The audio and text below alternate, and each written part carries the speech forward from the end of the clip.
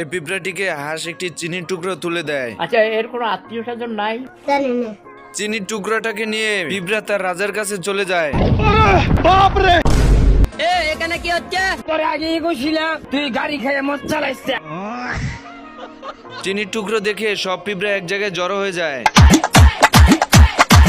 ঢোলের আওয়াজ পেয়ে সব পিঁপড়া এক জায়গায় জড়ো হয়ে হাঁসের বাড়ির দিকে রওনা হয়। এদিকে হাঁস পিঁপড়াকে চিনি দিয়ে চিন্তায় পড়ে যায়, কারণ পিঁপড়া তার দলবল সহকারে হাঁসের বাড়িতে চিনি নেওয়ার জন্য চলে আসবে।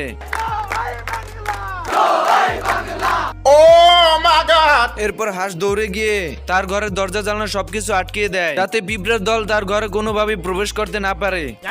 এরপর সব দরজা জানালা আটকিয়ে খাবার দাবার লুকিয়ে জানালার সামনে চলে আসে বাইরে পিঁপড়া আছে কিনা তা দেখার জন্য। বন্ধুরা, ভিডিওটি ভালো লাগলে অবশ্যই লাইক কমেন্ট শেয়ার করে দিও, আর পার্ট 2 দেখতে অবশ্যই কমেন্ট বক্সে জানাবে।